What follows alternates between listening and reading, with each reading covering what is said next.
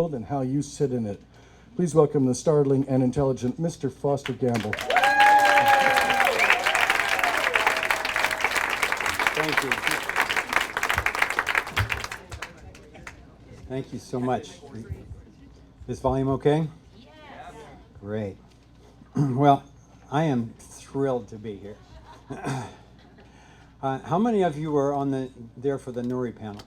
Yes, we were. Okay, because some things I want to repeat because they just really bear saying to make sure that everybody hears it. And the first one that I want to say is that this is my dream come true.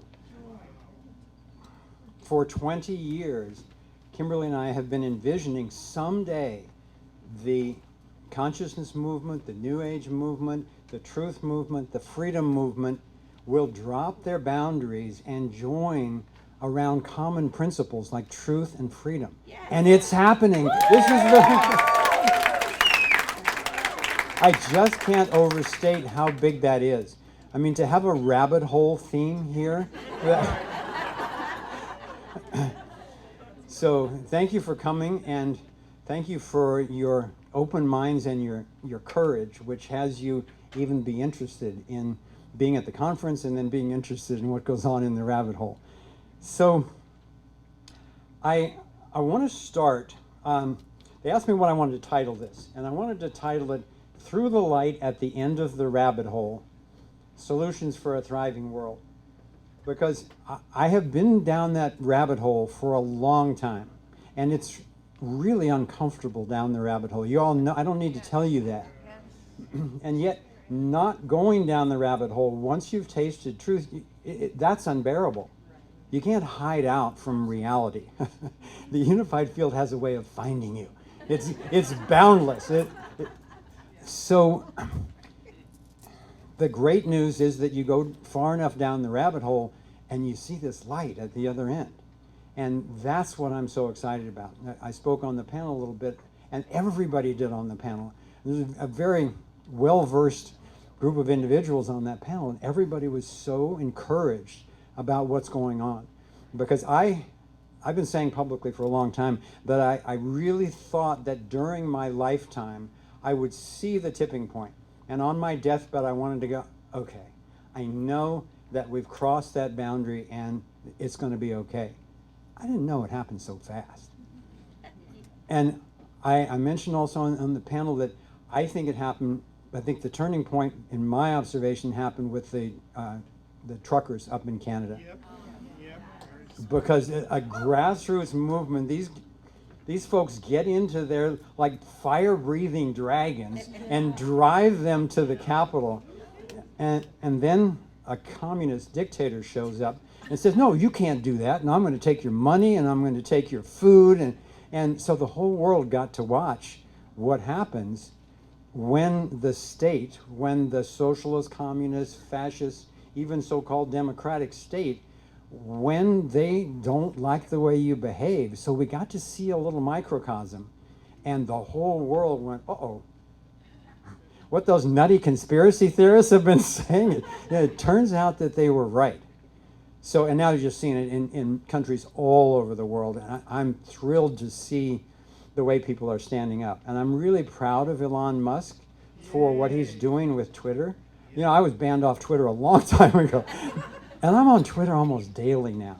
And I don't even say that much. It's just so fun to watch an actual global free speech forum. It's amazing. And so we're just in the beginning of it. It's just going to keep cascade and be self-reinforcing as we move forward with this. Uh-huh. What happened there? It's pretty. Is that your screensaver? Do you have the clicker? Yeah, I have my clicker. There's another clicker right there.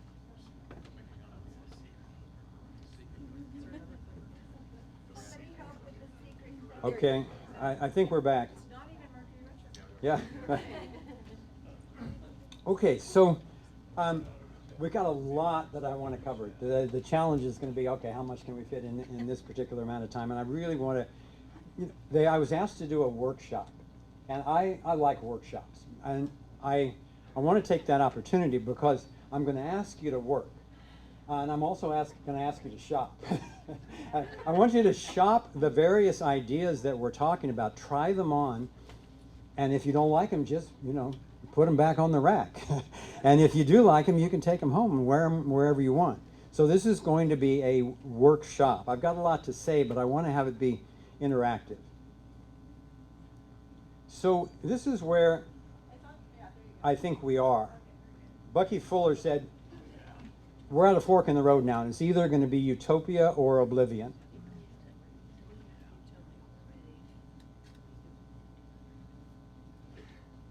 So what are we doing here? A lot of energy went in getting us all to Los Angeles, in this room, in this discussion. So what are we doing here? You can pull it off. So I really like to honor the producers of the conference. So I went to the website to see, okay, what are they up to? This is what they're up to. It's pretty cool. The primary intention of the Conscious Life Expo is to participate in the conscious co-creation of a new world. A world based on new paradigms in science, spirituality, longevity, local and global community, relationship, health, and well-being. Awesome. So for me, there was only, I think, one thing missing from this list, and it was ethics. And it's missing in the world. And I think it's the main thing missing in the world. And so that's a lot of what I'm going to talk about today, because I think that ethics is the way out of this whole thing. And it's not some mushy thing of, well, let's all be nice to each other and hope it works out and everything. No, there's a science of ethics that is rigorous, and we don't know about it for a reason, because the people who want to control our lives don't want us to know about it, because it's based on individual sovereignty.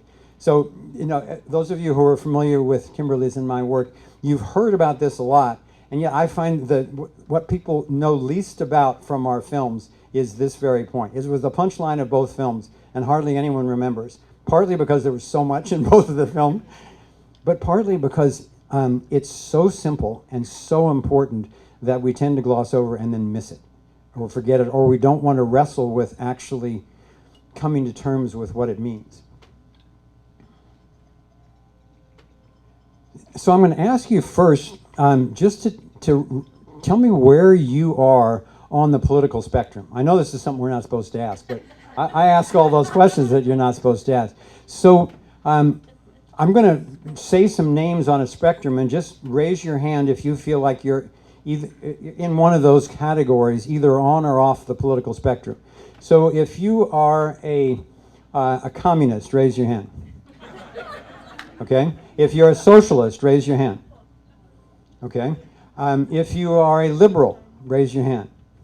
If you're a progressive, raise your hand. Okay? If you are a conservative, raise your hand. Okay? If you are a libertarian, raise your hand. Okay? If you are a minarchist is someone who believes in libertarian principles, but they still think there should be a small government. So if you're a minarchist, raise your hand, okay? And at the far end of the spectrum, it's actually not on the spectrum. It starts spiraling up off of the spectrum. And this is the most important word to me is, if you're a voluntarist and you know what that is, raise your hand.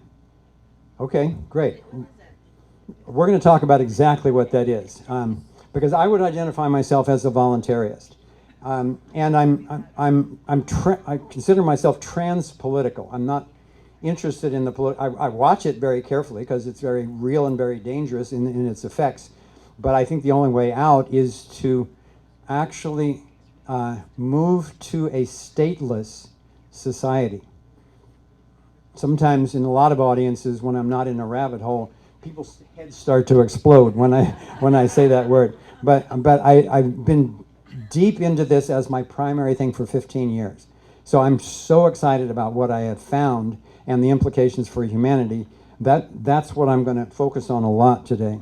So my favorite philosopher, a man named Stefan Molyneux. If you don't know of him, check it out. Don't believe anything you see on Wikipedia. But he is an absolute genius and tremendously entertaining. He's the most advanced philosopher of our time. He had close to 1 billion followers on YouTube channels and social media and so forth until they shut him down. And then he was barely surviving until he got into crypto, and then he did great. And then that crashed, and I was barely. But anyway, he's an amazing human being. I've probably listened to over 2,000 of his podcasts in the last 15 years. And I wouldn't be doing that if he didn't make sense and be very entertaining. So he said something, my favorite statement is, he says, the greatest fight in the history of the world and the world of ideas is the fight to establish a universal morality. So let that sink in, a universal morality. You know, in the beginning, as far as I can tell in reading history, they didn't have ethics. You know, whoever had the biggest club and the biggest gang set the rules, and you better behave or else. But then we made a big advancement when the religions came along, and the church came along with various commandments and so forth. But they had a difficult time agreeing on what God's word was. So they fought with each other, and 100 million people died. And then the state came along, and with a rule of law and that type of thing. And it was a huge step in the right direction. But then the states couldn't agree on how you make laws and all that. So they fought with each other. Another 100 million people were killed. So now we're in kind of that place where some of the good news is that a Gallup poll just came out in the U.S. a few days ago saying that the number one concern of Americans now is corruption in the government. The number one concern. So the one thing we haven't been allowed to do for centuries, ever since they came up with the idea, is question government itself. It's kind of like the Taurus, you know, those of you who've seen the movie. It's so ubiquitous. It's literally at every scale throughout the universe, and yet most people don't have any idea what a Taurus is. But it's the blueprint for sustainability for humanity. So it's a pretty important thing. Same thing with this universal morality. And so we're in this challenge where none of the philosophers in history have actually defined thoroughly a universal morality without relying on the power of the state or their version of God. So doesn't mean people haven't known it all along. It's not somebody's good idea. It's the truth about human existence. And I'll show you some quotes later on going back, BC. And the mystics have known all along what this was, and I'll show you that. But Steph comes along, and he's the first person. He spent 10 years trying to come up with what he calls a rational proof of secular ethics. People ask me, well, what do you think is the most important book on the planet? I think they usually think I'm going to say the Bible or the Quran or something. And there's a lot of great stuff in those spiritual texts. But this one is a breakthrough. It's called Universally Preferable Behavior. And probably no one in this room has ever seen or heard of it. And yet this is the book that for the first time actually uses logic, that uses the scientific method, that uses rational observation to define a universal morality. And now it's been out for 10 years and no one has been able to take it apart. He's done debates all over the place and people just walk away, either converted or with the tail between their legs wanting to go back to whatever control system they use. So what would be the basis of a universal morality? So now here's where the workshop starts. So what do you think, and we might need a microphone for this, if you were the one put in charge of creating a universal morality, not only for 8 billion people on planet Earth, but an ethic that would work all the way throughout the cosmos and forever. That's a universal morality. So you have an idea? Yes, I do. I believe we need to start teaching children. If you have school, teaching children immediately that love lives inside of themselves. Pure and perfect spirit lives inside of them. That is God, that is Creator, that is Christ consciousness, whatever you want to call it.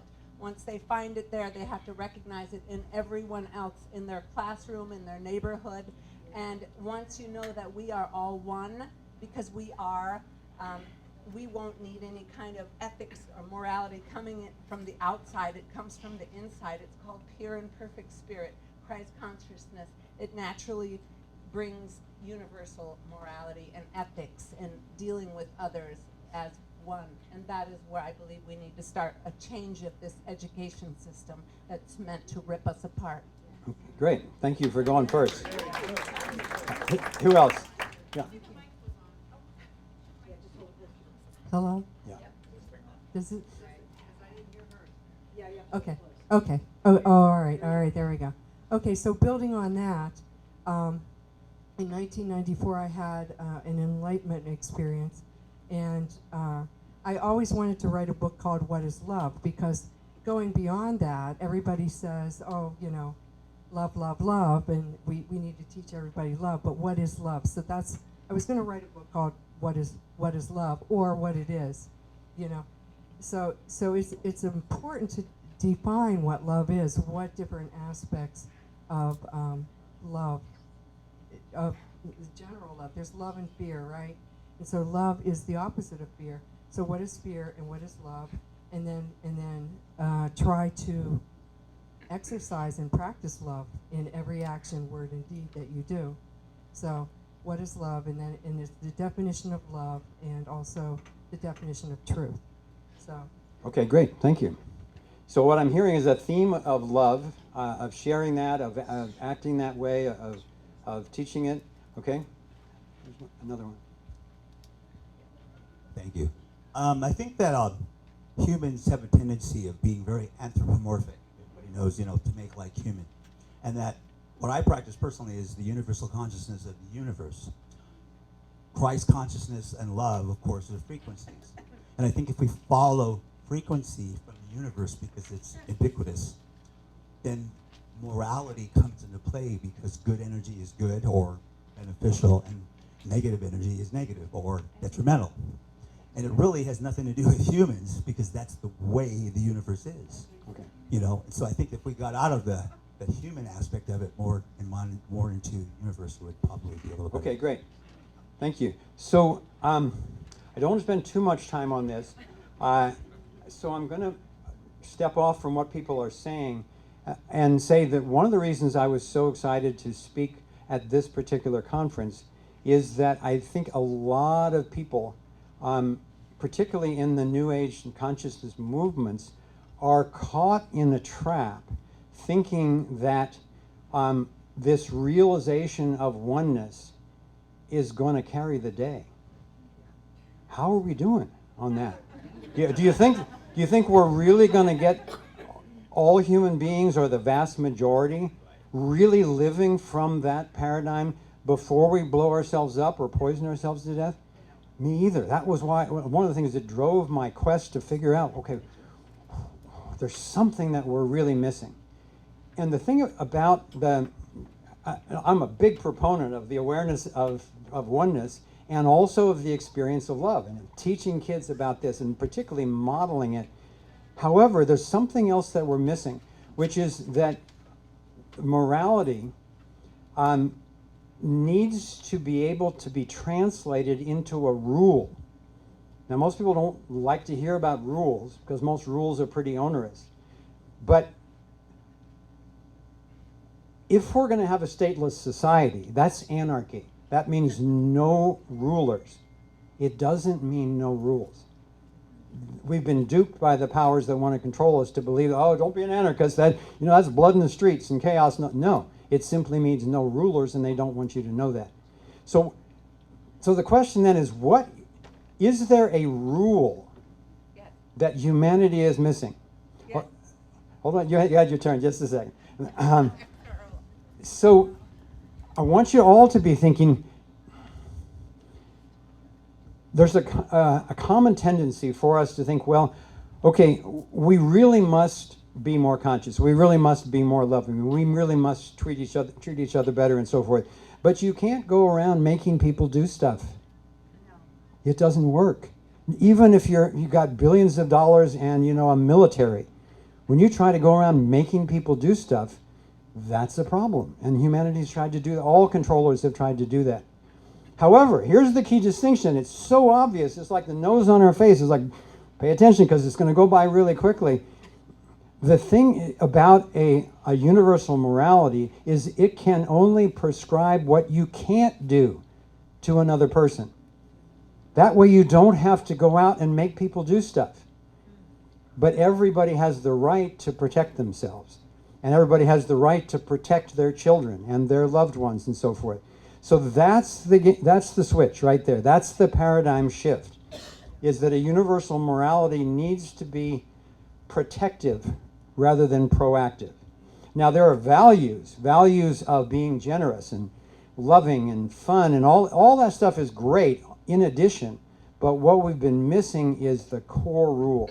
Now it's there vaguely in the Declaration of Independence, it's there in the Constitution, it's there in the basis of a lot of laws, common law, natural law, etc.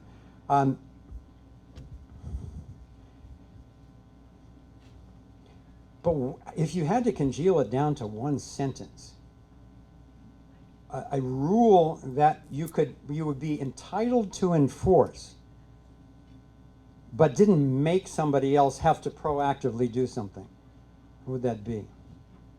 Yeah. Do no harm. Yeah, exactly. To yourself, to the earth, to the creatures, to the people, to the property, do no harm. Exactly. It is as simple as that. Now, you get into some gray zones with, can you eat animals? Can you walk on grass? Can you pick a flower and so forth?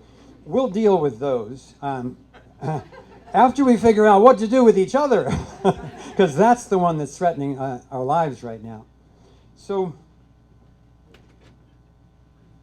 we'll keep going. This was a still from Thrive 1, 2011.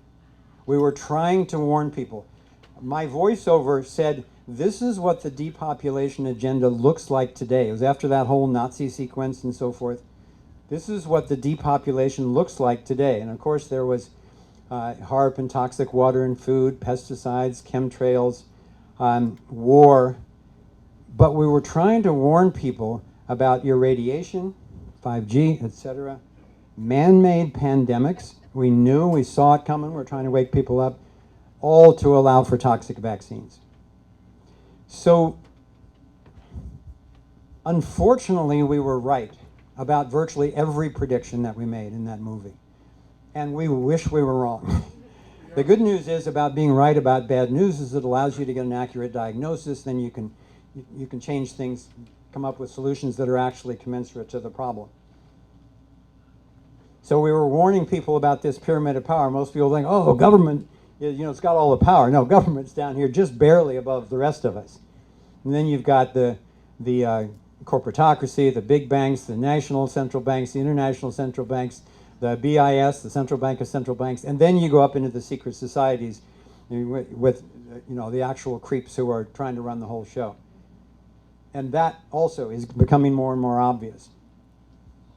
They're all joining the World Economic Forum. You can see what they vote for now in Congress. It's like, oh, God, really? At the risk of offending, a couple of people mentioned that they were socialists, and I have a lot of friends who say they're socialists, and they're good people. I've literally talked with hundreds, if not thousands of people about socialism, and I asked them, well, if you're a socialist, what's your definition? Almost always they say, well, that's when the government finally takes good care of people. So yeah, as long as there's government, if that were true, I'd be a socialist too. However, the actual definition of socialism is when the means of production is given over to the state. So in other words, they control everything, transportation, education, manufacturing, communication, they control everything. And that's, for the people, no, how's that working out? It's a bunch of oligarchs using that excuse to control everybody. So then what's the difference between socialism and communism? Very close. Mao said we need to socialize people so they'll be ready for communism.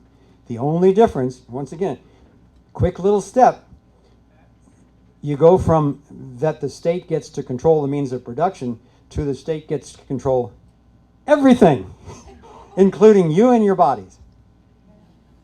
That's why hundreds of millions of people have been killed in China and Russia and Vietnam, Argentina, on and on. Because once they get that, and of course they're going to be saying, well, once we have total control, we'll make utopia for everyone. It's never worked out because it's not honoring the way the physics of humanity works, which is we're each sovereign beings channeling energy between space and the earth. And if you restrict somebody's behavior, except in self-defense, or you start incarcerating people or locking them down or something like that, you literally create a short circuit for everyone who's being suppressed that way. And then their creativity stops, then their health stops, and it just gets worse and worse, and everybody starts fighting each other, and it's a mess. This is what they want to do to the whole world. This was also from Thrive 1. The one world government, I don't think I need to lecture you guys about the New World Order. It's very real. It's had a lot of names. Now it's the Great Reset, it's the World Economic Forum, the same thing by other names. But what they want to do is create all these unions, and then through the unions they control the so-called nation states, and through them they control the people. So they're just management organizations. They're not really interested in anybody having sovereignty. Harriet Tubman, one of the key figures in ending slavery, said, I could have saved so many more if they understood they were slaves.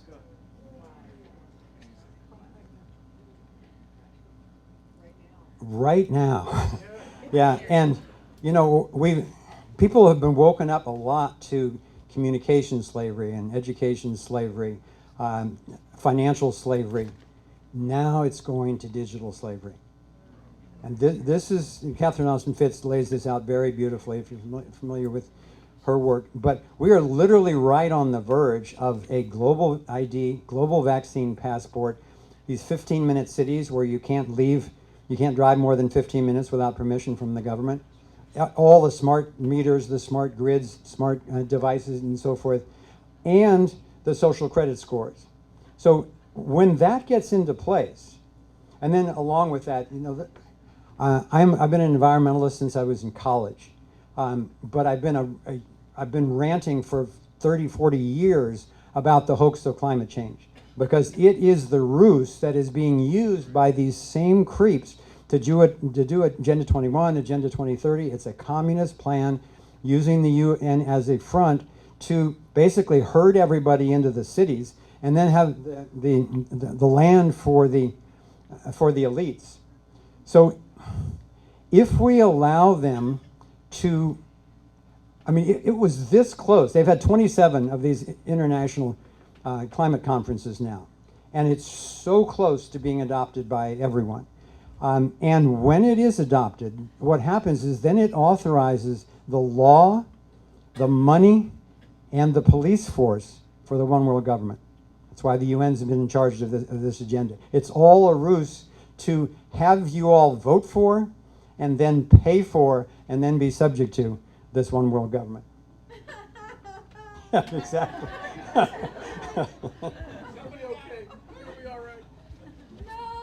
Or as I said in Thrive 2, and I could be wrong, but what if I'm not? Okay, so COVID came along, and I did this presentation and then wrote a paper called COVID-19, Where the Real Sickness Lies and How We Can Truly Heal. And this is real quickly, these were some of the items, the agenda behind the COVID thing.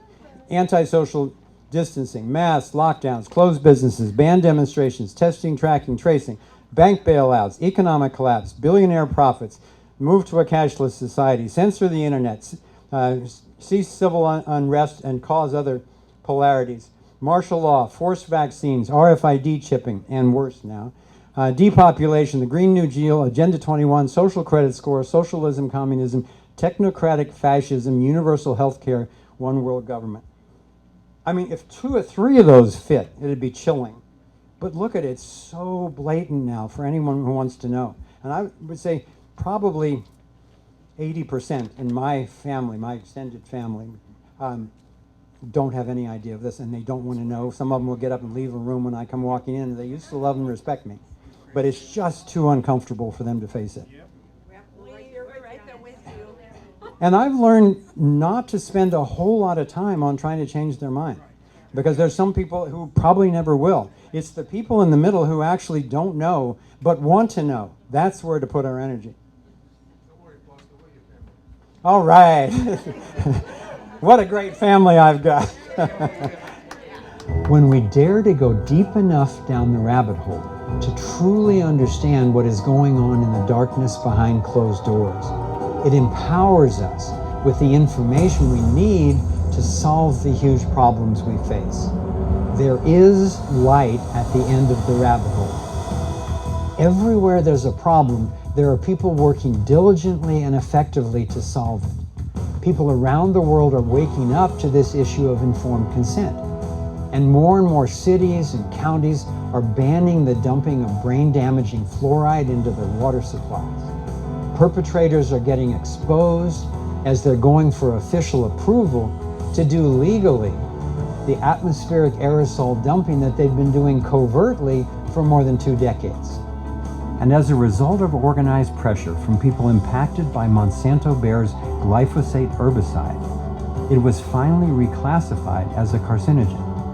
Now it, along with more and more genetically modified crops, is being banned from counties and countries around the world. Protests are also emerging worldwide against the involuntary, sickening radiation that comes with 5G. The common theme to all of these solutions is restoring the wholeness of natural systems.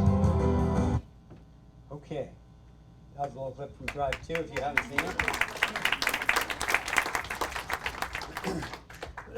So I wrote a little essay recently called The Rise of the Predator Class. Because this is helpful for people to understand, because most people don't stop and think, well, where did government come from? And they're certainly not going to tell you in public schools, even in the private schools. The private schools are completely monitored by the state. You know, you'll get more elite education, but you're just being trained as a manager rather than a worker in the same system. I'm here to tell you. So when I look back in history, it got really simple. So, you know, we talked about the rise of ethics. And in the beginning, there was just all these warring factions and so forth. And then they started with organizational systems. And, you know, along came the pharaohs. And here was one guy in charge of the entire civilization. And they started seeing through, maybe the pharaoh wasn't all he was made up to be. And so they moved on to kings and queens, you know, the divine right to rule. So then people started realizing that the emperor had no clothes. So what is it with these? Are we really supposed to do whatever they say? And if they don't like it, they can lop off our heads? So that started getting exposed, even though they didn't have the internet. They had court jesters, you know, they had funny people who started telling the truth. And so they had to kind of shut that down and moved it on to, well, the church in many ways, and then moved on to the state. So instead of, in the beginning you have dictators running the state, and then people didn't like the dictators so much and they behaved pretty badly. So then they moved on to presidents and premiers and prime ministers and so forth. And that sounded really good because it was for the good of the group, and it was, you know, of the people and for the people and by the people and all that kind of stuff. And you know, they had this fabulous experiment in North America, and it only took 200 years to go completely to shit. So maybe there was a fly in the ointment, you know.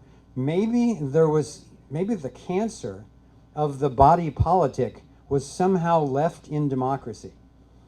And it was the notion that anybody should rule over anyone else. So along came some pretty smart people, like this guy who said the arc of the moral universe is long, but it bends toward justice. Martin Luther King. Obviously a advocate of nonviolence. And then along comes Gandhi. He wrote a book called Hind Swaraj. Most people have never heard of it, which translates as self-governance. So he was onto this. It's Swaraj, he said, when we learn to rule ourselves. Okay, so here's the punchline. this is the only serious candidate that I've been able to find in 15 years. I was introduced to all of this by my own son about 15 years ago. He said, "Dad, I know you're working on this movie and I think it's going to be big, but there's some things I've been researching in terms of economics and in terms of ethics that I think would be really helpful." So we sat down and argued for 3 days.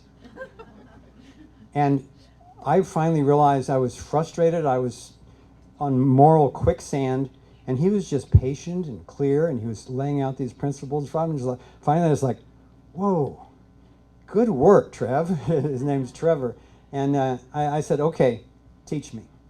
So he started sending me videos and books and articles and so forth. And I was so thrilled because finally something that hadn't made sense to me my whole life was starting to make sense. So this is the non-aggression principle. It simply says no one can initiate force against anyone else against their will except in true self-defense. Like you said, do no harm. What if it's as simple as that? So, voluntarism is the universal application of the non-aggression principle. So it's not actually a political ideology. Voluntarism is a condition of freedom. It's not something you have to believe. It's not something you vote for. It's simply an observation of what nature does. If you align with nature and honor each being, like you were talking about, that's what seems to work out. But controllers don't want you to understand that. So if you apply the non-aggression principle universally, what effect's that going to have on government? So how does government survive? Right. Well, they've survived for a long time, but what do they need to survive? Yeah, they're parasites. What do they take? Yeah, they take your money, whether you like it or not. Now, a lot of good people are convinced that it's virtuous to pay your taxes and so forth. And that's fine for them to have that opinion, but what they're actually condoning is a few individuals hiring other individuals with guns to come and take your money as much as they decide. And if you resist, they can put you in a cage, and if you still resist, they can shoot you. So if we were starting fresh to set up a plan for humanity, okay, how are we going to organize? Would we really sit down and say, okay, well, let's do a thing where we put all of the power in the hands of a few people, and then have the people who really like to control other people rise naturally up through that system because they don't mind lying, cheating, and killing, and then have them in charge of all of us and our money and our school. We just wouldn't start that way. So if you go back upstream and go, oh, okay, that's how it got here. It's a little chilling to realize that we got here, but at least we're realizing it now in the age of the internet. And so many billions of good people on the planet who, as they awaken to what's needed, can apply their own genius and creativity in their own unique way to actually moving into this condition of freedom. And I'm convinced that principles, not politics, are the way out. And by principles, I mean ethical principles and scientific principles. And it turns out, thank goodness, that they're the same. Now, I just described, Rudolf Steiner was the one who laid out this whole, plants and beings between space and Earth. We are electrical conduits. And to honor that really nurtures our creativity. And to stifle that, I'm tempted to go into a story, but it's too long. I got to get through a few more things here. So imagine this condition, free to act without doing harm, rules but no rulers. Now most people, there are, this is what I'm writing a book about right now. There are 18 what I call mind traps, really kind of instinctive questions that stop our understanding of this. Like, well, okay, but if there's no government, who's going to take care of sick people? Who's going to build the roads and take care of the roads? You know, who's going to resolve disputes? Well, it turns out there's only 18 of those questions as far as I can tell. So it's not an endless problem. And the answers to every single one of those problems is independent individuals organizing voluntarily and then being held to the non-aggression principle in whatever they do. So you would have independent security organizations. I'm not talking about some government-sponsored Blackwater. I'm talking about the good cops, anybody who wants to be in that business. They can organize to protect their local community. And then if in any way, if any single individual or a police force violates the non-aggression principle, initiates force, they're out of business. You would also have the same thing in dispute resolution. In the courts right now, I mean, we're all pretty aware how corrupt the courts are. If you don't have a ton of money and you're going, even if you're innocent, you're going into court, you're in big trouble because they've got their own agenda. But if you had competing dispute resolution organizations with people who were really skilled in investigation and in conflict resolution and in negotiation and so forth, and then you have competing organizations, so everybody's going to want the ones who do that the best. The other ones won't get insurance, they'll go out of business, so all of a sudden you've got a free market of dispute resolution organizations where they're all held to the non-aggression principle. And then the same thing with insurance, and it goes on in every single sector, every single activity. It turns out that independently, in a true free market, I'm not talking about crony corporate capitalism, we're not even close to a free market, but it is a semblance of the free market that has built the prosperity in America, Norway, Sweden, UK, all across the world. In fact, it rescued the free market, some semblance of it rescued China under Mao. You know, his whole Cultural Revolution only lasted about 10 years, and then they had to go back. They had to open up the free markets because their entire economy was collapsing. Now, they've tried to do that, and I've been to China and I've talked with some of the real leaders of the dragon families over there, and I say to them very bluntly, I said, you've got the China dilemma, which is you understand that it's actually the free market that creates prosperity, but you're still trying to keep it wrapped in communism. And they're like, yeah, we know. We're not sure what we're going to do about it. And I said, well, you know, give Kimberly and me a seat at the table, and let's be in the conversation internationally about that.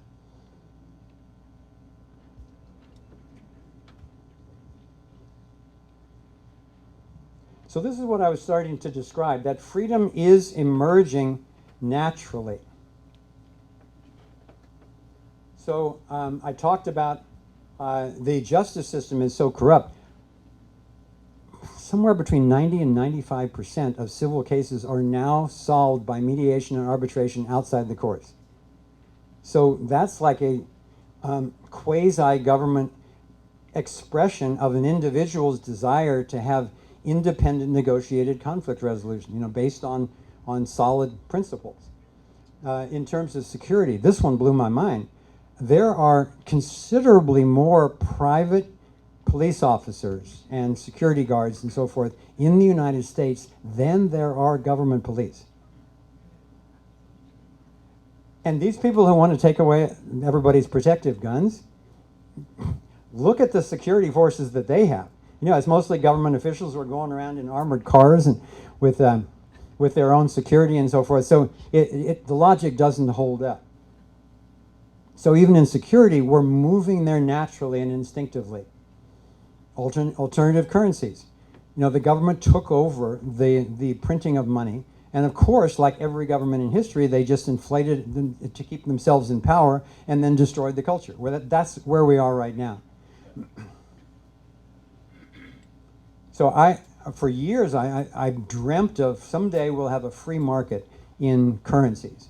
I didn't know it would happen this fast. There are thousands of cryptocurrencies, and most of them are bullshit, but there's some of them that are really solid, that are literally building the tracks into the economy of the 21st century, and they're honest, they're independent, and so forth. And the precious metals are great, barter's great, timeshare, whatever anybody wants to come up with, as long as it's honest. You know, fraud is a part of the non-aggression principle. Fraud is theft. If you inflate somebody's money, you're taking their money covertly, and that's a violation of the non-aggression principle. Peer-to-peer markets rather than government. You know, if you allow the markets to establish price, that's the key to the whole Austrian economics. The whole way out for humanity is just like, you know, don't try to control the weather. Cope with the weather, prepare for the weather, be ready and adapt, but don't try to control the weather because it screws up everything. Same thing with an economy. An economy is not a bunch of, you know, Yale economists telling the government what to inflict on everybody else. That's not working out real well. An economy is billions of voluntary transactions every day, where people on both sides of the deal agree that they're going to be better off through doing the deal. That's it right there. And then the price of their exchange, this is called price discovery, and it's up there with the non-aggression principle and the torus as the keys to the universe. Price discovery allows for the healthiest, most prosperous markets and the best distribution of resources to people all over the world happens through simply pricing. Because if something gets really valuable, more and more people are going to be wanting to make it, and then they're going to have more to ship to other people, and it's a whole nother topic. But the good news, again and again, is going with nature is the way that works. The key is the emergence of whole systems in every single sector. Okay, education. When COVID started, about 3% of the American population was homeschooling their kids. 2.5 years later, it's 11%, and growing really fast. Because a lot of these parents who were just oblivious, it was like babysitting or something like that. Well, you know, the state says it's good, and they'll go off and learn about civics and so forth. And now a lot of these parents got to see on Zoom what was going on in the classroom. They're horrified. So more and more people who are sending their kids back to school are now taking the kids out of school and creating private membership associations, creating learning centers like Mickey was talking about here last night. So is this just a pipe dream of Foster's, or is this something that can actually work? So in northern England, in the Industrial Revolution, the North was very free market and the South was very socialist. The South really kind of died on the vine economically, and the North prospered. America in the 1800s. Now, I'm well aware of slavery, and it was brutal, and absolutely, you know, thank God people started getting rid of slavery. But it's a myth to think that it was only because of slavery that we were prosperous in the 1800s. It was mostly because of the free market. People were free to grow and build and create what they wanted, and nothing like it had ever been seen in the world. Sweden and Denmark in the early 20th century were both in the top 10 in the world in terms of prosperity. And then, as usually happens, the free market capitalists create this prosperity, and then the governments come in to steal that prosperity under the guise of socialism or communism or fascism. And now both of those countries have had to retrench now and let go of a lot of their socialism and go back to the free market. You know, you're not going to see that in the Western press, because the Western press is very much a propaganda arm for the socialists and communists right now. Yeah. Okay, Shanghai before World War II. Hong Kong in the early 20th century was very free and just got so prosperous. And then Silicon Valley, before, you know, it went totally woke and started censoring and everything. The prosperity that was created because of the unleashed creativity is indicative of all of this. eBay, Craigslist, those are free markets. And finally, in your relationships. And people ask, well, is there anywhere where we can actually see this, you know, voluntarism working? And mostly now it's in your family. I'm not talking about the parent-child relationship. That gets more confusing because obviously kids aren't ready yet to make all the decisions for themselves. But in terms of you and your partner, who's the dictator? If you have one, you're in trouble because you're going to have a revolution. So what you've got to do then is actually work things out, listen to each other, negotiate, co-create. And that's a microcosm of what's needed all over the world.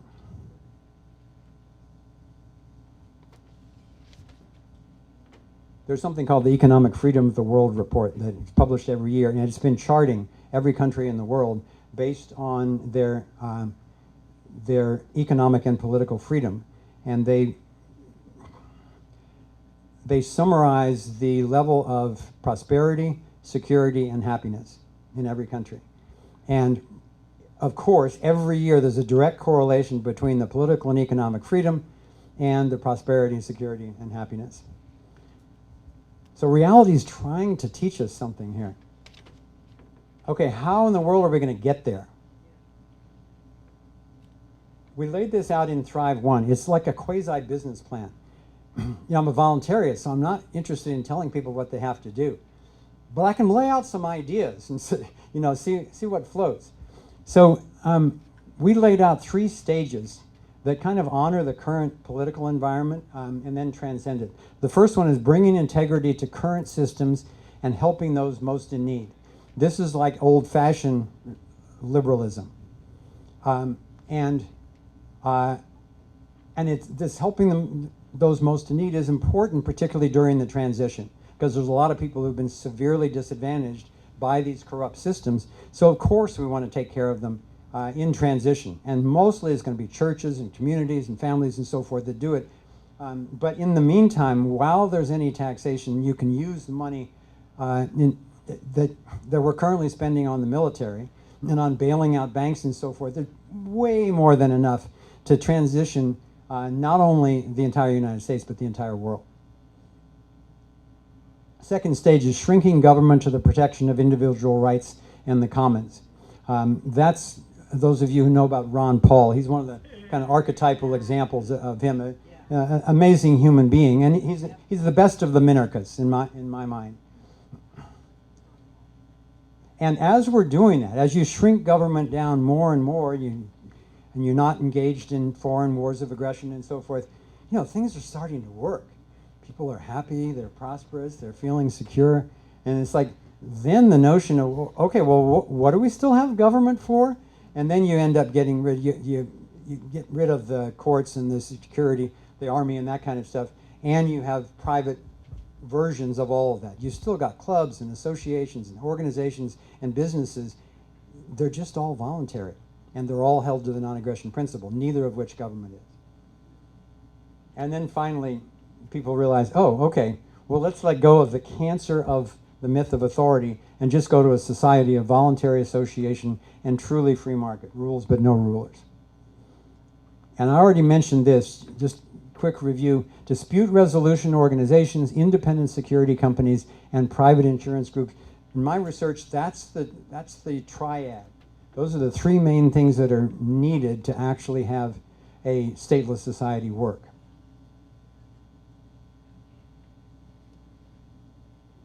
Oh yeah, forgot what clip this was. This is from Thrive 2, where I've been keeping a list for years. It's a single-page, multi-page list, and I just put part of it in the movie called What Goes Away.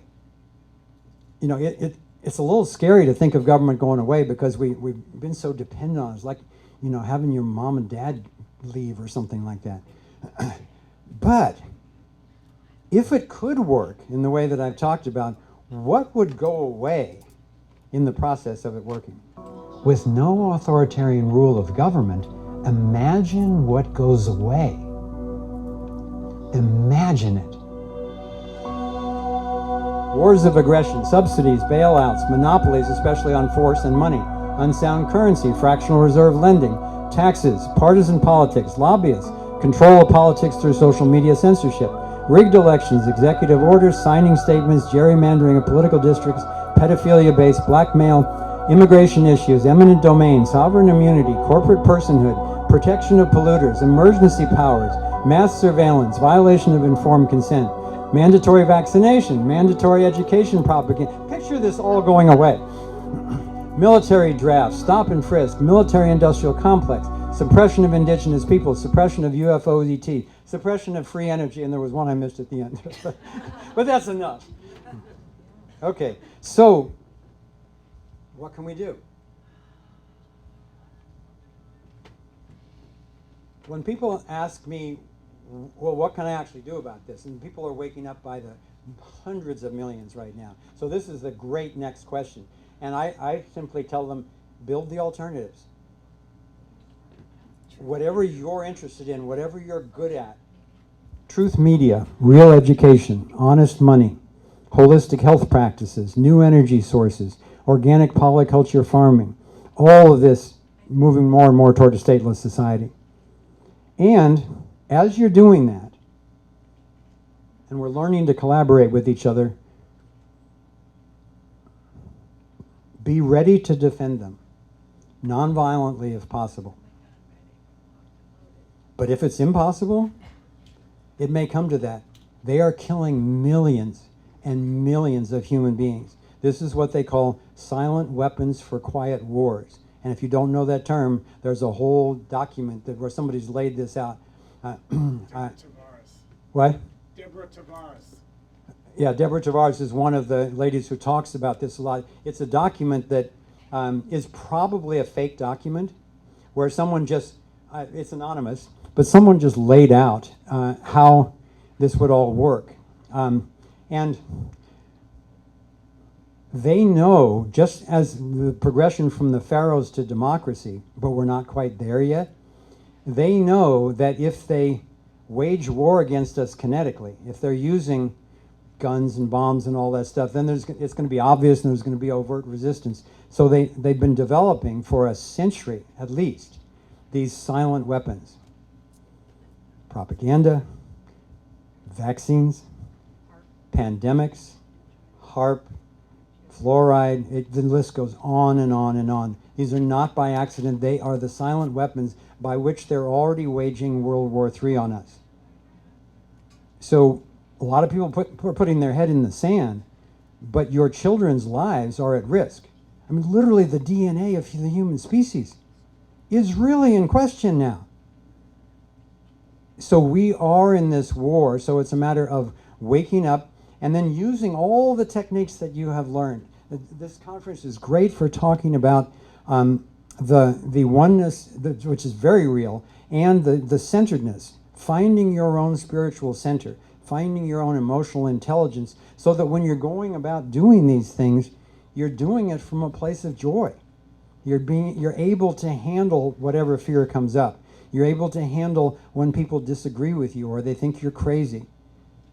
So that's why one of the reasons I'm so thrilled about conferences like this is that we can't just do the inner or the outer. They have to be together. They are one and the same.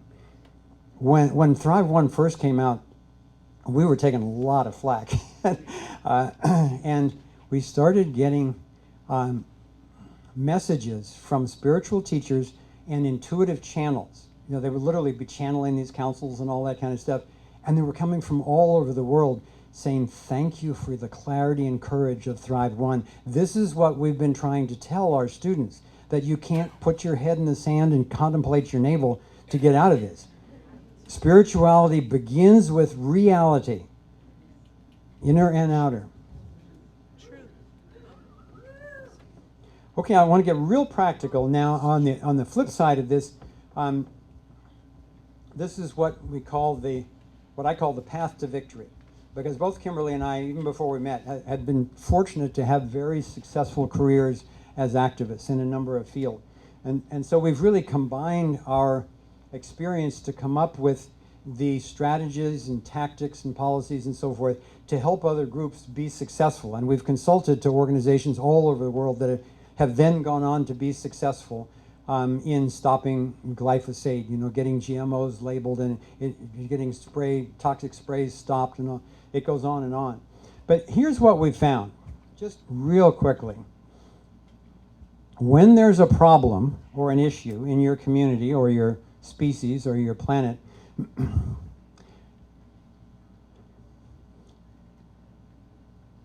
what we found is that there's always a big lie. And if you can expose the big lie, if you can get underneath it, like the big lie is, there's this COVID bug that is out to kill humanity.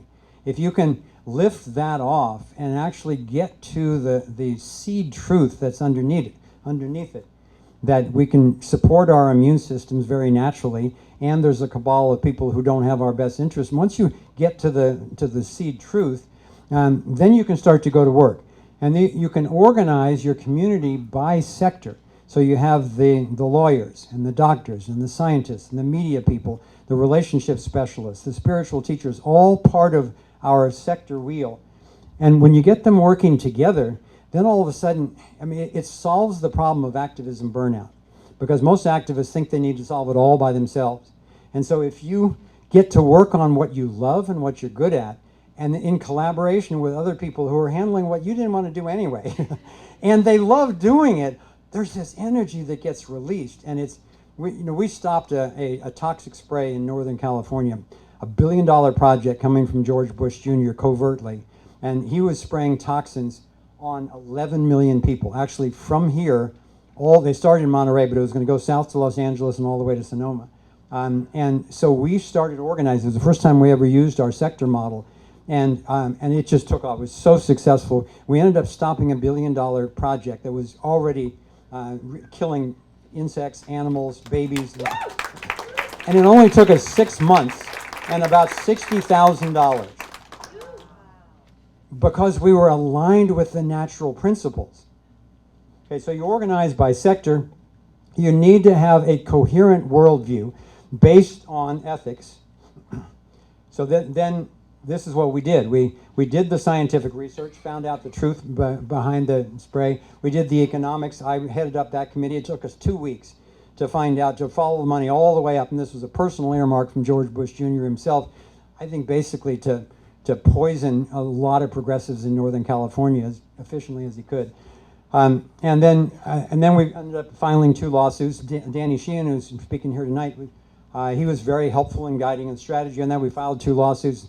And the moment that the lawsuits started to tip in our favor, Governor Schwarzenegger all of a sudden was on our side. They revealed everything that was going on. They stopped a $1 billion project in 6 months. And once we had all the evidence, then the media people would come in and get the word out.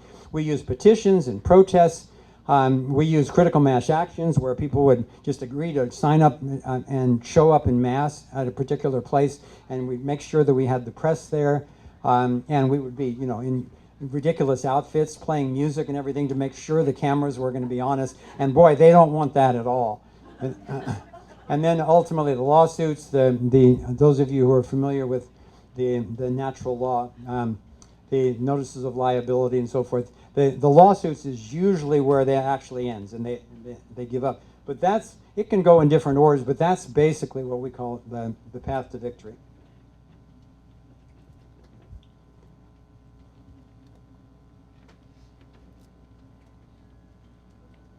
I've got pages of these. I'm just going to say a few of these so that you don't think this is some modern idea. John Locke, 1689, being all equal and independent, no one ought to harm another in his life, health, liberty, or possessions. Epicurus, 300s BC. Natural justice is a symbol or expression of usefulness to prevent one person from harming or being harmed by another.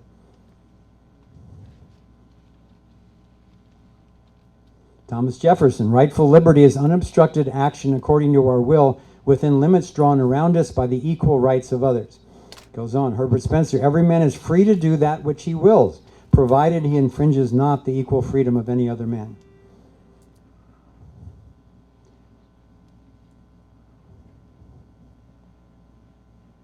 Okay, it goes on and it comes right up to date, but the awake people have understood this because it's natural all along. So,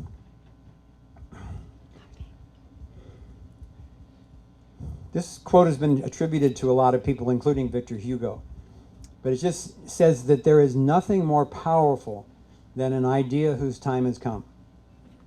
Thank God we've got the truth on our side. We've got the life force on our side. We've got all of the unified field. Actually wants us to thrive.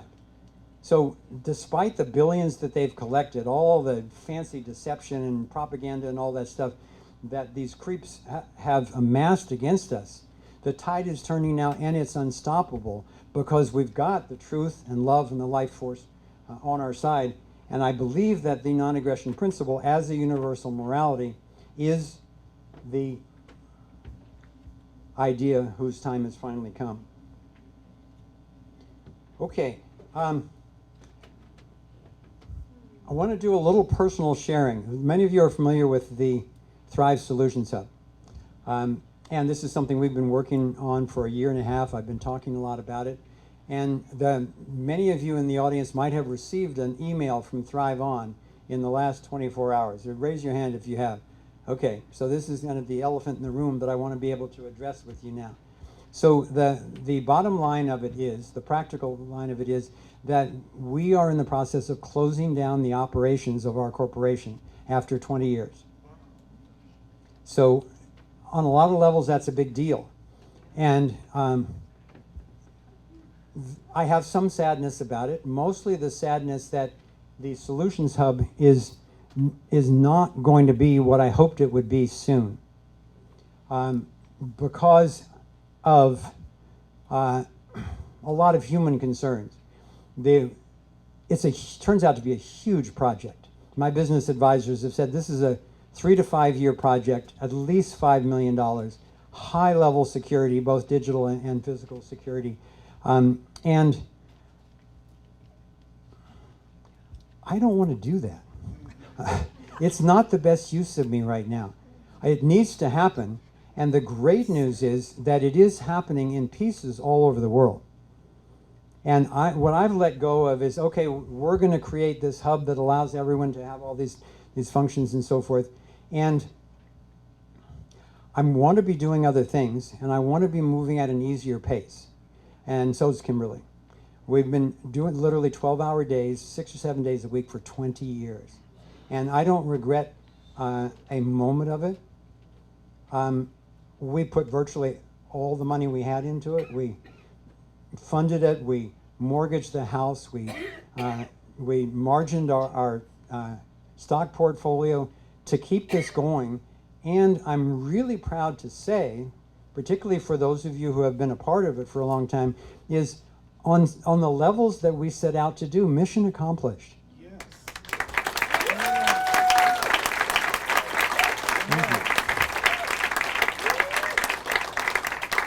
When we started out, it was like David Icke, Alex Jones, us, and a few other nutcases, and everybody thought we were crazy. And part of our mission was to just get the word out enough, get the coherence of the information enough that it would go viral, that people would just start telling their friends, and then ultimately it would be unstoppable. Now there's literally millions of podcasters sharing this information and doing fabulous research, particularly with the advent of COVID and all the scientists and investigators and so forth who are bringing that information out.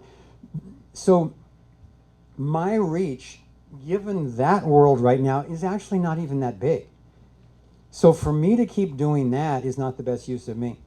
So the main two things that I see are important in the world right now that are missing is the Thrive Solution, is a Solutions Hub. And there are groups like the Freedom Cell Network. There's a wonderful group from Russia that is here at this conference called Allatra, the Creative Society. And they are doing fabulous work. There's a lot of young people from countries all over the world, and they do multiple conferences each year. They've got media channels, and they're really savvy. And so they are doing a significant part of it. There's another one called Stop World Control. There's another one called the Palmdale Freedom Alliance, one of the success stories in the United States, where these principles are being shown to be really effective. And so my letting go was like, okay, this is bigger than I want to do right now. This is bigger than I even could do. And it wouldn't be good for my health. It wouldn't be good for my energy. And so we're going to do whatever we can to offer our year and a half of development of software, and as well as all of the strategies and tactics and so forth. We'll be offering that into the world for free, along with Thrive 2 and all of our podcasts. Everything is going free.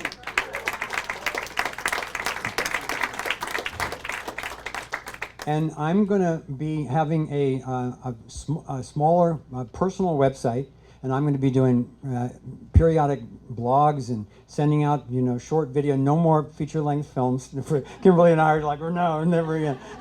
But that's not what's needed right now anyway. What's needed is more the education about the non-aggression principle and universal morality. And then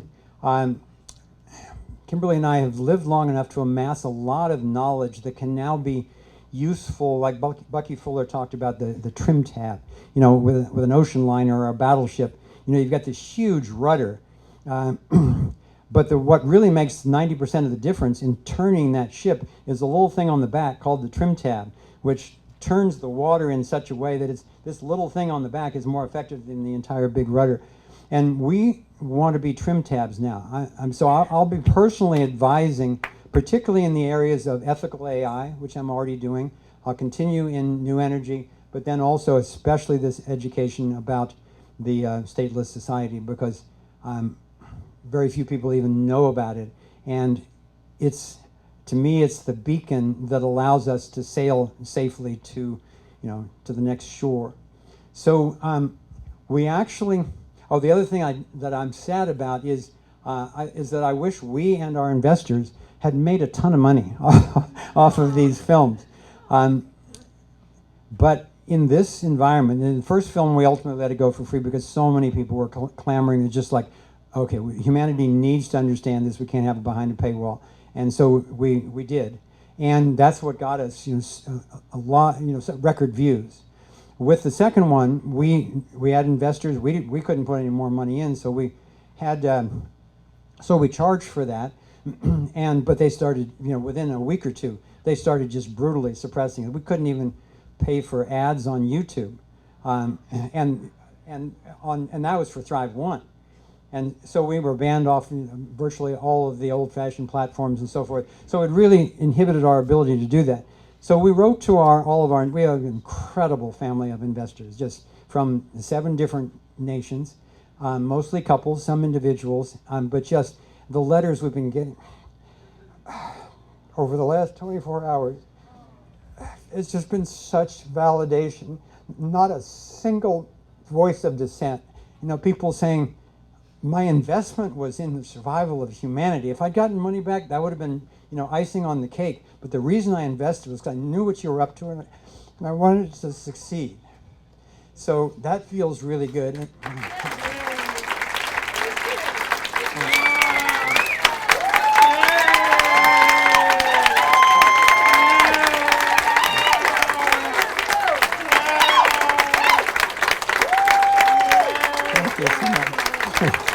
Thank you very much. It touches my heart, and I will pass that on to Kimberly and the team and our whole family of supporters. Yes, we love you. Yes, we do. Good job. You're a visionary. Thank you so much. So before we committed to making Thrive 2, I had started a book. And the book was on exactly what I'm talking about today. And so one of the things I will be doing once we get things closed down and transferred and so forth, is I will be returning to finish that book. And when that book is finished, then I've got invitations from people like George Norrie and Alex Jones and so forth to come back on the show, and that I will love to be able to really focus on this beacon that most people aren't talking about yet. So I want to be very clear, and when you try to explain this to friends, what this transformation is not, is that we're not giving up. We're not sick. and we have not been threatened. This is a voluntary action that makes a lot of sense to us. Both of us are feeling tremendous relief already and excitement about what will emerge that we can't even imagine yet when we actually have time to really trim tab rather than just keep up on the treadmill of fundraising and shows and blogs and just all of the stuff that ends up kind of taking over a life. So we're excited to go forward, and anybody who's interested in still being in communication with me, we will send out to our email list information about my new website and about the blog and how to be in touch with me, because I want it to be very interactive. I want people to send in questions, which I'll answer. We'll occasionally do community meetings like we do in our network dialogues right now, where we can all see each other and just talk about the most important topics. But it'll just be free to go wherever we want. And I'll be able to do it at a pace that really feels inspired rather than just necessary. Okay, so, all right, I think we just have about 15 minutes left. So I want to leave it there and go back to your questions. Any questions, comments that you have on anything that we've talked about? There's someone behind. Foster, thanks so much for everything you've done. But You're welcome. I just came from Ecuador, and there's community there. They have no rules. And I was talking to the leader, and I'm like, what do you mean no rules? They call them agreements. Yeah. It's just an agreement that we won't be aggressive. And, Exactly. And that we won't harm. But then defining the word harm is very important. Yes. Because it can encroach on other people's freedoms to claim harm, when it might be such a microaggression that it's debatable whether it was harm. So that's my comments. Yeah, thank you. And that reminded me, one of the things, I was brought into an organization called AIethics.world. I was doing a fantastic job out of Silicon Valley to try to establish an ethical standard before this whole thing gets completely out of hand. And so when they brought me in, they were already doing workshops for the likes of NASA and Jane Goodall Institute and so forth. So they're out there doing a great job. But when I looked at their ethics, it was just a mess. They had really good intentions, but no clarity about the difference between values and ethics, or the difference between proactive and protective rights. So, so they said, well, we would like you to help us create a constitution of ethics for AI. And I said, I really like the spirit of that. It won't be a constitution because that's government. But how about if we go to a declaration? And if we can get clear enough on this, then we plant that standard, starting in Silicon Valley, but throughout the world, and then certify companies and schools and organizations, even governments, certify them according to this standard. And of course, it's voluntary. They don't have to be certified. But if they're not, how are they going to justify in the public domain whatever their violations of the non-aggression principle are? So it will be a voluntary kind of global ethics education and certification program. So worked for months on this. It takes a long time to do something short. So I finished my draft of it, and then I ran it by Kimberly. Then I ran it by Stefan Molyneux. And then I'm part of an international men's group of voluntarians from many countries around the world, and we meet every week on Zoom for an hour and a half. So I ran it by them, because these are very sophisticated thinkers who've all come to voluntarism. And so I ran it by them and got all their feedback, and it just kept getting honed down. So there's, it ultimately is in two parts. There's an introduction. This is, I hope this becomes like kind of a voluntary version of the Ten Commandments, or an AI applicable version of the Declaration of Independence. So there's an introduction that goes on fairly long and lays out the context, a lot of which I've shared with you today already. So I'm just going to read the actual declaration, because this is as short as we could make it. Declaration of Ethics for Artificial Intelligence.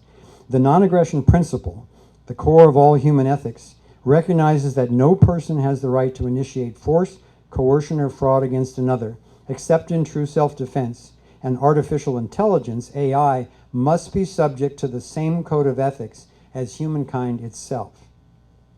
Such restrictions on artificial intelligence shall include, but not necessarily be limited to, assault, theft, rape, murder, fraud, trespass, destruction of property, including data and intellectual property, censorship, and violation of informed consent. So it's 9 things. Again, the list doesn't go on forever. It's pretty obvious what's not okay to do to another human being. And then the conclusion is, all the above protections are understood under this declaration to be the natural and equal rights of all individual persons, regardless of race, gender, religion, nationality, or ethnicity. All AI shall notify every individual if anything is being done to them contrary to their stated will. All AI programs and robots are to be created and applied in accordance with this declaration. So that's it. We'll see how it flies. I have a question. So if we are going to transition to the non-aggression principle, and actually what are the nuts and bolts to actually have like a local government transition, or what is the actual physical reality of that? How can we actually see it happen? Or do we just start living it? No, it's the most challenging question of all. And once again, we can't prescribe it. You know, we can't enforce voluntarism. And this is what Kimberly and I spend just hours and hours just talking through. How can this transition happen? Because she's such a producer that she wants to actually come up with a business plan and just produce it. And then we go, oh no, that's why we can't do that. So it, like most things, as with the COVID and vaccine information and so forth, the primary and first task is education. Because when enough people understand it, then people in education are doing their version. People in energy are doing their version. People in the courts are doing their version. So it's going to be, freedom is a messy process. It's kind of like the internet. And so it's going to happen a little bit all over. And hopefully the easiest ones happen first. And given that we've only got 7 minutes left, I'm going to not try to go into more detail about that. But that, yeah, education to begin with, and that's very much what my book is about. These 18 mind traps. When people understand all of those mind traps, they'll actually cover all the different sectors. And so then it's going to be up to people who understand to get skilled in standing up for these principles.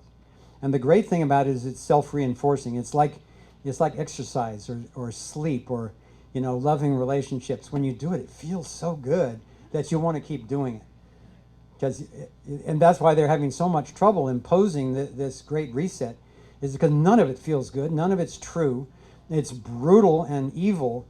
And so this is exactly the flip side of that. Thank you. Yeah, okay.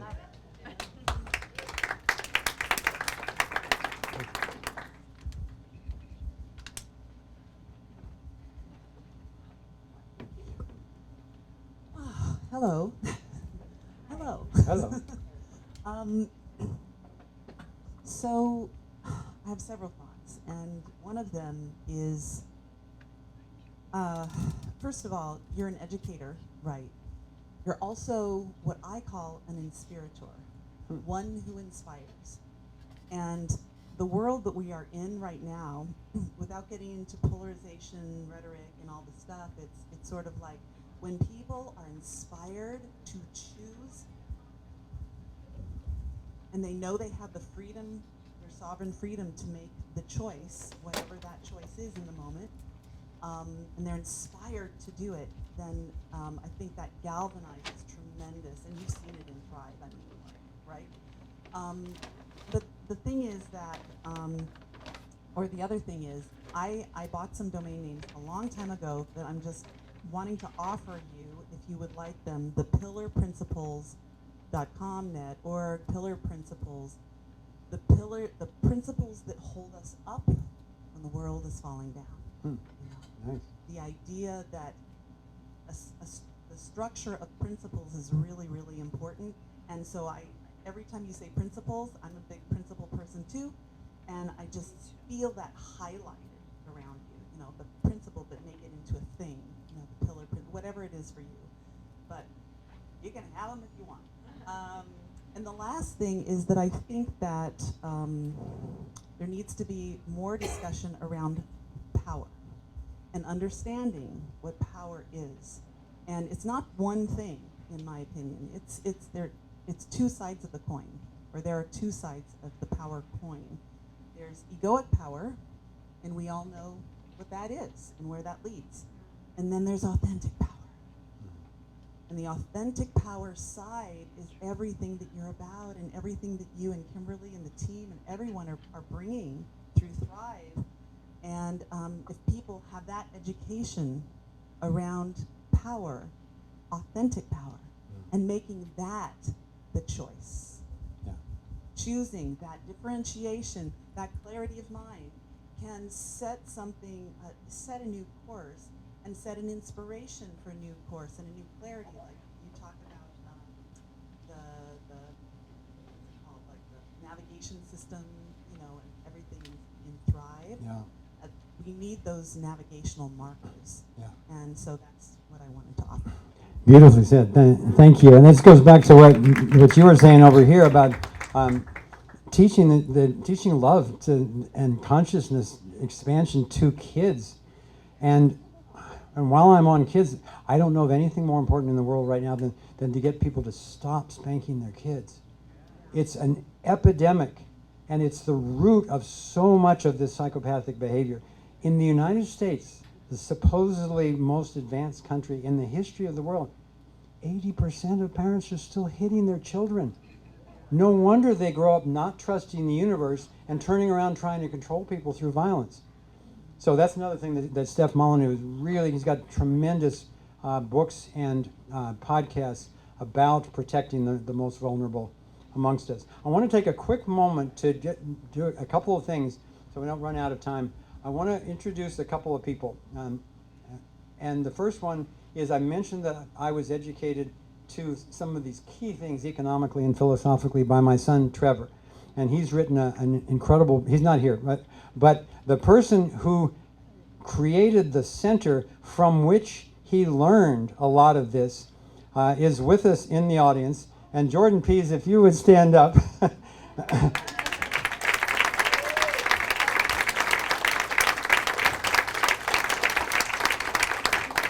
I am really grateful to you, Jordan. You know, when I finally stopped arguing with Trevor and said, teach me, I said, where'd you learn this stuff? And he says there's this thing called the Rogue Valley Metaphysical Library. And that was, it still is, Jordan's baby, and it's changed lives all over the world. Thank you. The second one is that we have a longtime member of the Thrive team with us today, who was in charge of marketing for Thrive One, which is obviously an epic accomplishment, and has been our what we call him our entrepreneur in residence. And he's done everything from CEO to COO to managing PR. He's brilliant with the numbers and spreadsheets and all that, and he's just one of the most awake and pleasant, loving people that I've ever met. And one of the main things I'm going to miss, we'll always be friends, but I'm going to miss working on a daily basis with Lee Waterworth. If you would stand up. Thank you.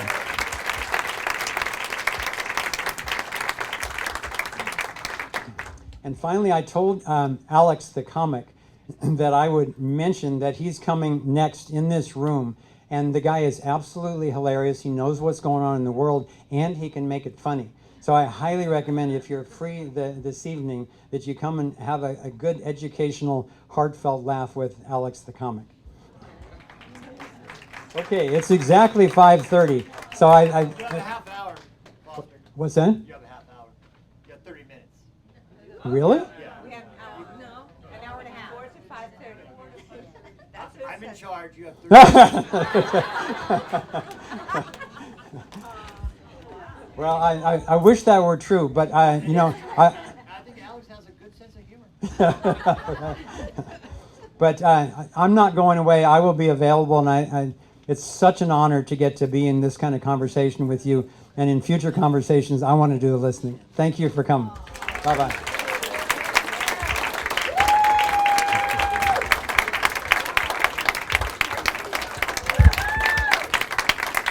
Oh, one more announcement. I brought a box of, I don't know who's still got DVD players. I do. But I bought a box of Thrive 1 and Thrive 2. They're available for free up here. Yeah, don't take more than one of each, so that whoever wants one can have one. Yeah. The wide ones are Thrive 2, or Thrive 1, and the thin ones are Thrive 2.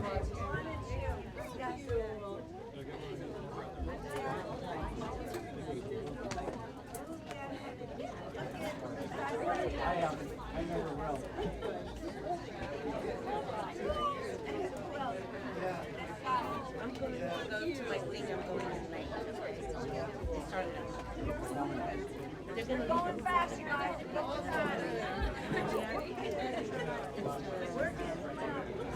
Yeah. I'm glad you started that offer with, does anybody have a ticket? Sure. Well,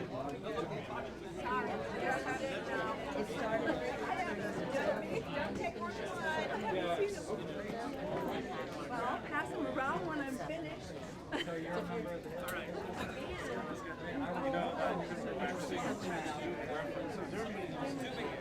Just an interesting topic, and I wanted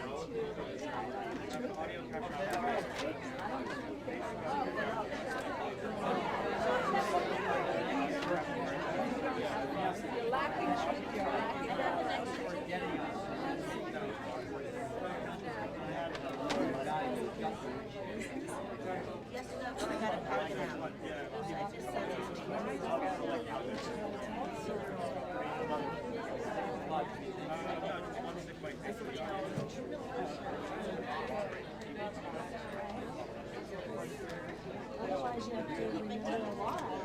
You have to remember, some people don't remember I'm sorry. They don't know how to count. They don't know what they're doing.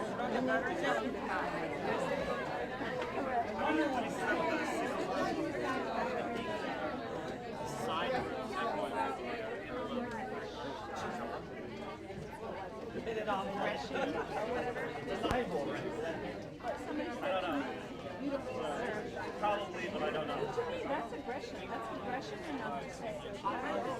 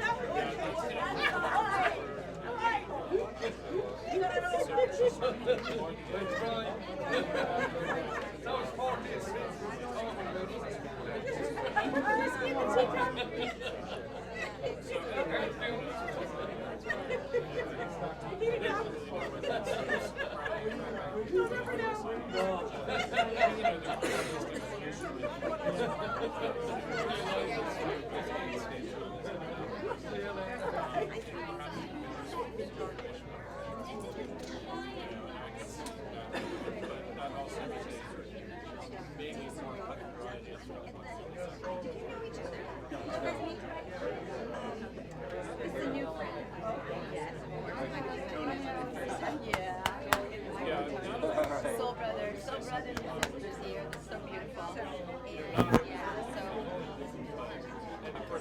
and there's some things that are going on also in March.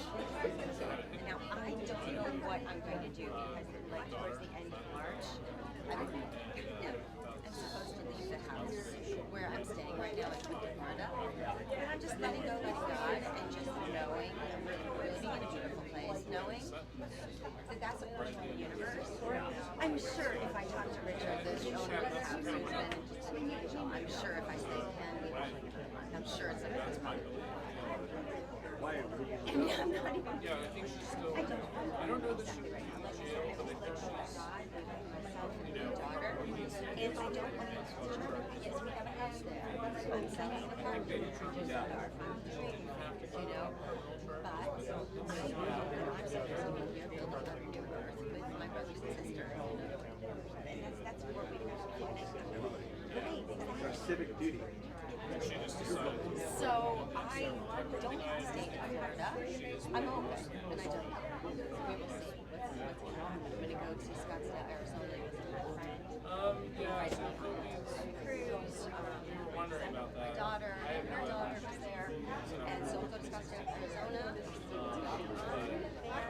I mean, some people like Mexico's coming up, and other things are going up. And dogs are coming up right now. There's no right things to do. I would love to take my neighbor's place in art.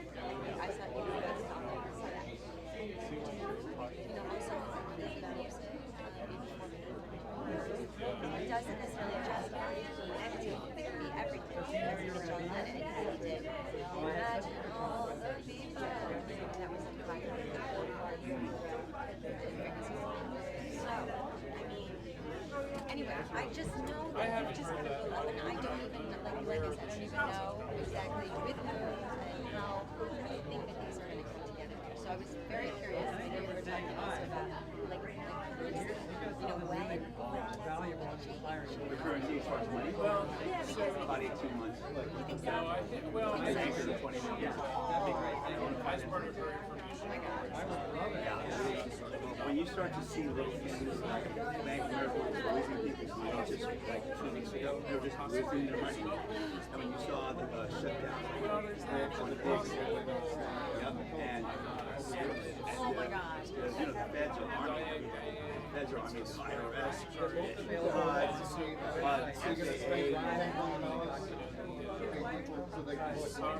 yeah. You know, there's 800 people. Totally thought, totally guarded. Nobody. 800. That's 10 per state. So I'm thinking to my. There's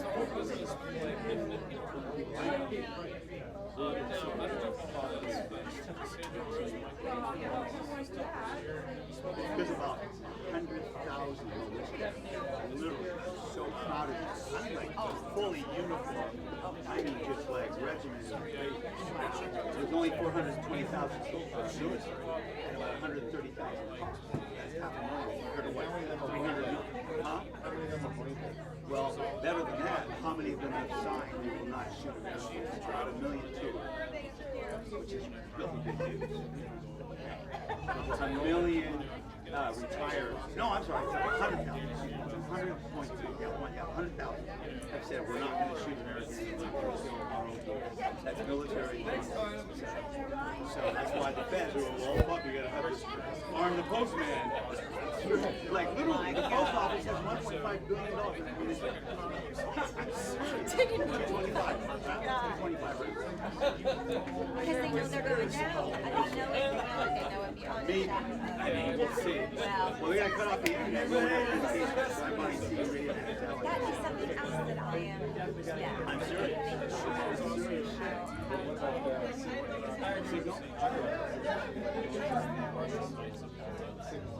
Oh, what about it? Yeah, I have it. Yeah. First put it the only way to do the internet is to shut down electricity. There's 3 grids. So you want to shut down. You can't shut down the internet. So they're gonna probably. I don't know. So, huh? So do I. Yeah. Okay, these are all things that I definitely want to get and do, and you know. Yeah. Yes. Yes. Okay. Yeah. The Patriot Experience is another one. I can tell you all about it. Oh, this is. I have a talk radio show, I have a blog that's seen in 35 things on the wall, the website, and all kinds of stuff. So, yeah, I just bought 9,000 videos from the world. Yeah. 2 terabytes. I mean, underground, dark web, I'm on the dark web. You can't believe it. I'm serious. It's like the cloning that's going on. So many stars are cloned. How many government officials? Biden fucking cloned. Seriously. Yeah. Totally different. And there's only 2 ears. You know, there's Elfin and ours. That's it. You don't go into a plastic surgeon, hey, 2 more ears. Right. You see the mask under Biden? He's talking, and the mask is right here. He's talking Fauci too. Totally different person. I mean, just unbelievable bullshit. It's unbelievable.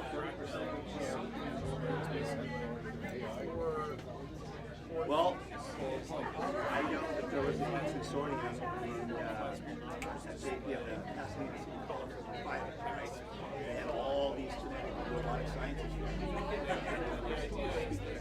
Anyway, and what it's done, okay, now if you're not human, stand up. And 3 people stood up and they were not human. They're called artificial. But this was in 1996. 96. Yeah. I mean, the government's heard it. It strikes me as well. I mean, we've been in outer space since 1938. There's a space camp on Look at like Jason Rice and Emery Smith and Corey Good. All these guys are SSTs. My old partner, who's the CEO of Biosphere, he's an SST. David, Secret Space Program. Yeah. And he won't talk. They have technology where they can aim at a chair. And every single person, even if it's 500 years old, they can tell you who's in that chair. Because of the electrons.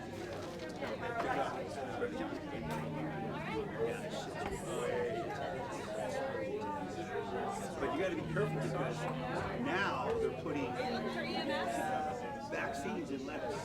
Trying to get that song. At UC Riverside with vaccinations in romaine lettuce. And there's nanotechnology now on nanotechnology.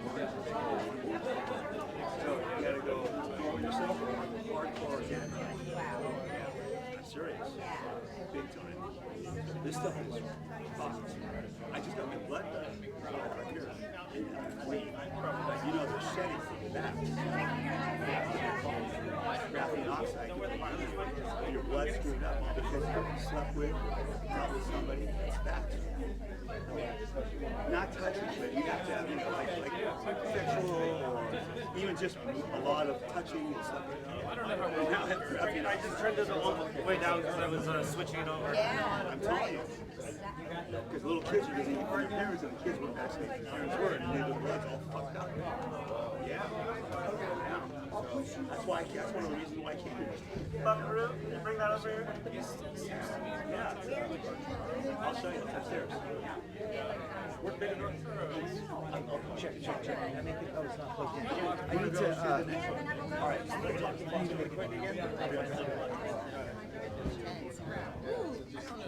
I get the impression that sometimes it goes into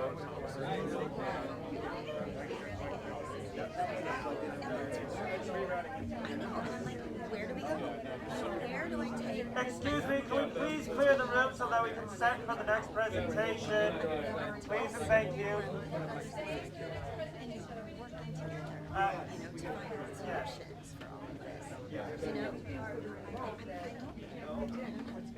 There's actually No, they were all out. till the end of 24. Is that what you're saying? That's what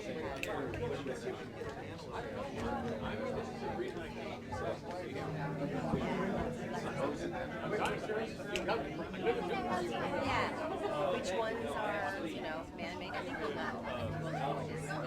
language from the Harvard. I don't know. Maybe not. We should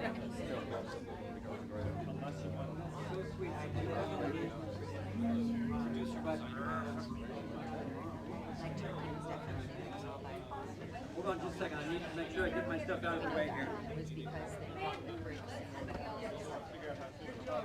Boss, you don't have to leave the building or anything. The room next door is empty if you want to bring your people next door. Hey, I'm here. If you could just find a place for that. Okay. Oh, okay. Well, I'm going to take a picture. Superman, I don't know. All right. Yeah. So audience, control the audience. I think they got everything. Oh, here's more for all right. So you're pulling one wide mic in the audience. But it's so I mean there is positivity and there is and we're going to like this. I mean for me it's inevitability, right? Yes.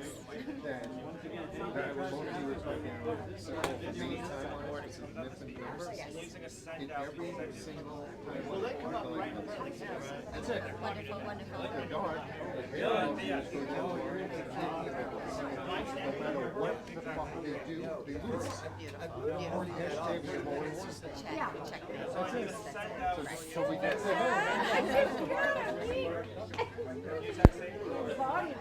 Love it. I need it. Love it. Thank you. Oh. All right. Let me see. Okay, what you got going on? Look at you. You are just rocking. I like Say hi to that. the twins. Huh? Say hi to the twins. I have twins. Right there. So you know where you're going. I only have a quarter. Only stereo mini out. Which used to be so. No, those are combos, Superman. Those are combos. But these are in. I need an out. Yes, it's better. You need an out and it's what? We only got 2 quarters. Stereo. We got 2 quarter So we inch. make it a mono? We have 2 quarter-inch outs, right? Vegan Yeah. cheeseburger. Do we just want to lose one of the speakers then? No, I got an interface box. Okay. I'll bring it. Yeah, take a look. I'm sure. Oh yeah. Okay, but there's more. Is there only one? You know, I'm gonna leave this mic stand right here. I'm gonna go get the DI box. Yep, I'll I'm give going it to to aim the you. camera while you're doing that. And, She's upstairs. She's upstairs. Okay, good. You know, she's my doctor. You know that. She's my doctor. Yeah. Really? Yeah. She's my doctor. Buckaroo. Can you remove the first row seating here and just stack it against the wall? Thank you. Yes. Because of light. Absolutely right. Bravo. 1, 2, 3. Okay. Excellent. And you have my telephone number? I have your card? You have my card, Yeah. yes, the 941 number, because we're connected already. We're really pleased. Let's get all connected. It's important. We're not far away from right now. We gotta go. We gotta move these chairs. Can I just have this up? I'm sorry? He's in your room. Talk to me, brother. Yeah. Buckaroo, scratch that. I've got the wrong room. Oh, okay. It's in my room. Because we weren't told. And all of a sudden somebody came in and said, do you know it's on mine? I was like, okay, let me run. It was so much fun. I know, thank God. I want to go to my blog. It's not for us. You're pretty voluntary, of course.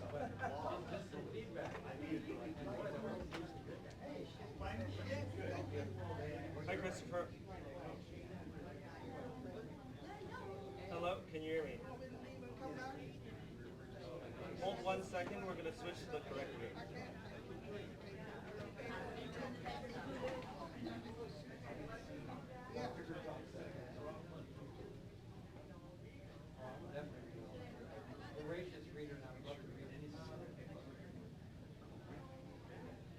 Check. Those are the ones I like. You might have noticed that. You ever get Colorado?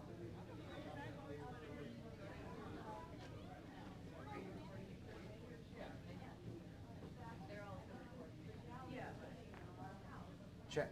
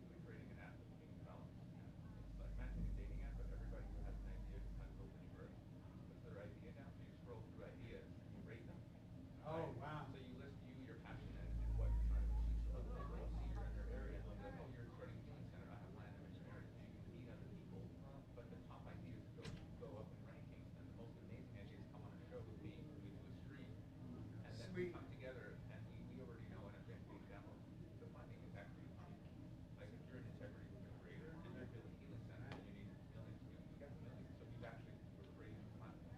So when it's actually in beta testing, I'm gonna send you one. I put this on my site. Yep. And, you know Adam Apollo? Yeah.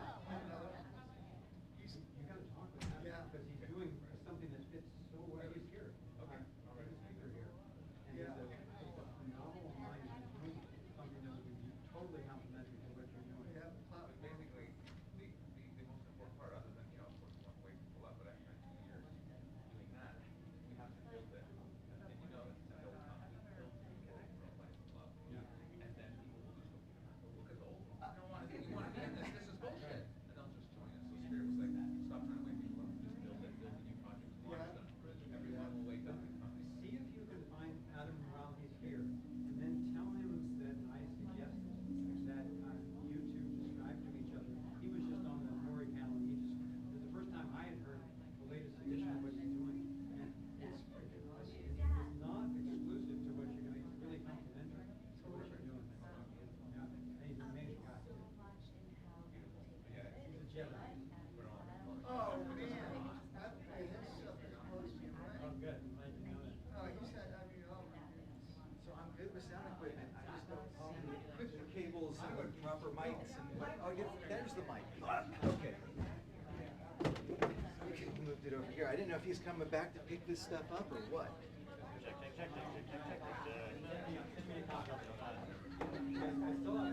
One Cord XLR in the